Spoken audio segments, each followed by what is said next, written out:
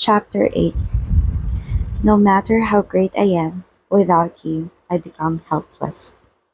When you get older, many things in your life will slowly change. You may gain and lose something at the same time. CEO hates changes, but Pao often says that when CEO is older, he will understand and accept it more easily. CEO thought he would be more immune to changes, less sad, and feel nothing to let go of some things than before. Nevertheless, he discovered he had been wrong, because he's still really sad right now. Cake! CEO softly calls the boy that has stayed in front of his computer for an hour. It doesn't seem like Cake hears anything. The smaller boy dips his chin. These days, Cake has been obsessed with MSN more than before. He was nowhere to be seen at school and didn't play soccer after lunch anymore. He also went home late. Sometimes, CEO had to wait for a long while. He doesn't know why, but he feels the distance between them stretching out. CEO thinks he shouldn't stay over at Cake's house anymore, but the thought of being away from him for even an hour saddens CEO. Cake doesn't belong to CEO. It has always been like that. CEO knows. Cake! CEO calls him louder, so Cake, focusing on the square chat box on the screen, turns to him. Hmm? What is it? Cake's smile is still the same, though the situation is different. Won't you go to bed? Are you sleepy already? CEO nods. It's 11. If you're sleepy, go to bed first, says the bigger boy. I'll turn off the computer and be on the phone for a bit. Yeah, I'll go to bed quickly. I promise I won't get up late. CEO nods. Cake won't be late. No matter how much of a sleepyhead he is, CEO will wake him up. Good night. Cake smiles. Good night, Eo. He turns off the computer and types on the keypad of his phone. He puts it over his ear and walks out to the balcony. With a blanket over his shoulder, CEO watches Cake until the balcony door is closed. This is the first time Cake keeps a secret from him. Is this the personal space the adults were talking about? What will Cake talk with her? How personal is it? Why can't CEO know?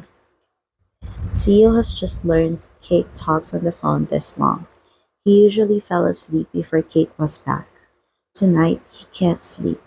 He tosses and turns until he hears the balcony door opening with the room owner stepping inside and settling on the bed. Still up?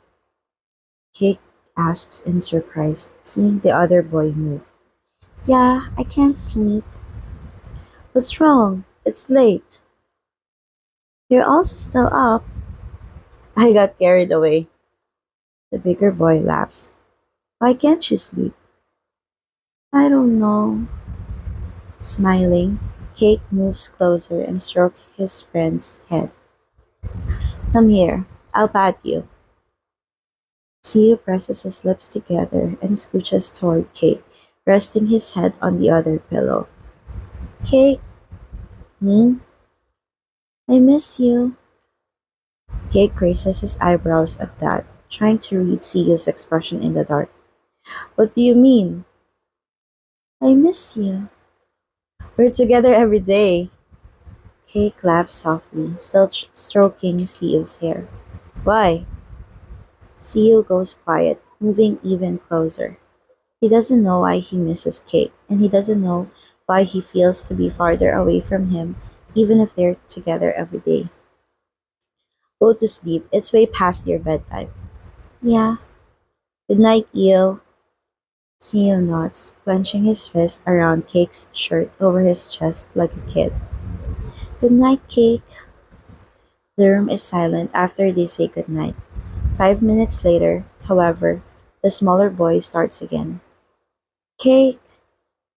Theo hears a chuckle from the boy who's about to fall asleep. Hmm? You're still up? Come on, what's wrong? I can't sleep. Why? Cake resumed stroking Sio's head after stopping because the boy was about to sleep. What made you unable to sleep? Cake, hmm? Sio's eyelids feel warm when Cake replies with such a gentle voice. Cake is still Cake. Sio is the odd one, being different. It's like there's a tiny fairy flying in his body. Sometimes it tickles so much that he giggles. Sometimes it sends this annoying twinge of pain. Am I important to you? Cake raises his eyebrows. Of course you are. Why did you ask that? Hmm, what's wrong? Are you missing your pa? It's not a Father's Day month. Why is he gloomy earlier than usual? Nothing. Cake exhales slowly and puts his arm around CEO to comfort him. Sio's family used to have 5 members, including his pa, mama, Chehom, Hiapao, and Sio. His pa and mama fought a lot. They had issues kids like them wouldn't understand. Cake remembers he heard shots from Sio's house 4 or 5 days a week, and he had to console his small friend every time. One day, Sio's pa left and never came back. Father's Day is like a doomsday. Cake doesn't like Father's Day because CEO is sad, and the sad CEO is the most beautiful thing in the world. You're important to me, always, Cake says, patting CEO's back. CEO nods, ignoring the tear falling from the corner of his eye. I love you. I love you too. A smile suits CEO. That's what Cake thinks. Frowning, Toffee cranes his neck towards the school.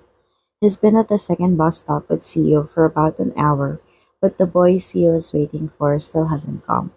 Besides, his friend has been downhearted lately. Why is it taking so long?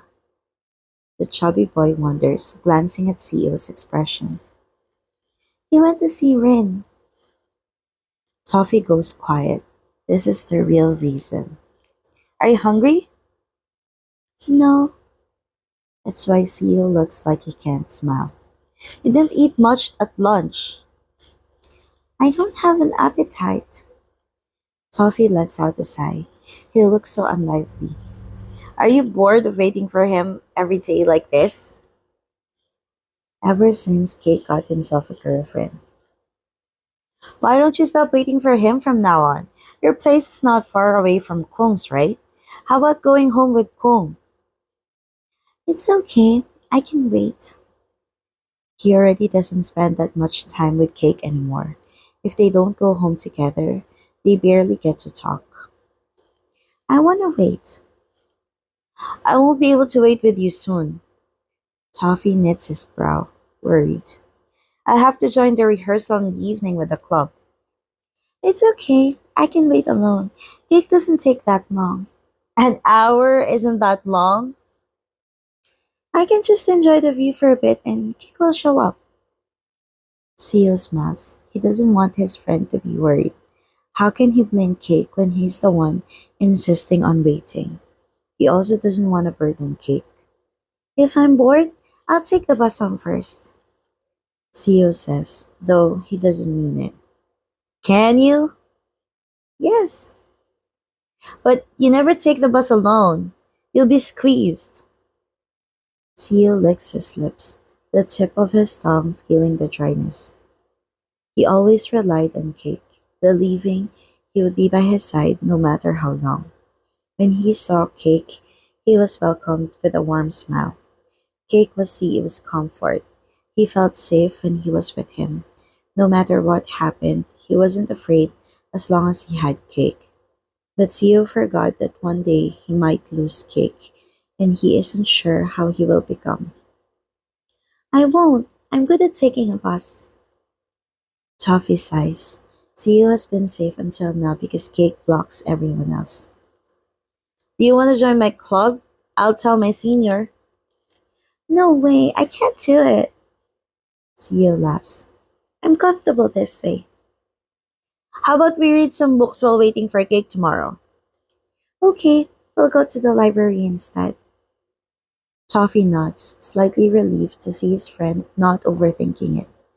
Theo gives his friend a smile and checks his watch, hoping time goes a bit faster so Cake wants to go home. It's great to be important to someone, but it might be better to never be important if you're going to become not important anymore. It's a typical day. It's a day Theo is watching a movie in the living room with Jehong. It's a normal movie with two male protagonists living across each other. They are close when they are kids, but then they get separated and reunited years later. One of the protagonists has the same gaze Theo has for Kate. His feelings are the same as his feelings for Kate. To Theo's horror, it's like he's looking at himself. Theo stares at the screen, forgetting to blink when the boys slowly lean their faces toward each other until their lips touch. They bite and suck each other's lips. The unfamiliar scene makes Theo's skin burn. Theo bites his lip, feeling a tremor in his chest. He holds his breath, but then the screen turns dark. The small boy halts and looks at Chehom next to him. She presses her lips together. I think we should stop it here, she says, gulping. She didn't know there would be a kiss scene. Are you hungry? She changes the topic. Theo clenches his fists. The scene lingers in his head, stuck there. His heart beats so fast to the point of confusion.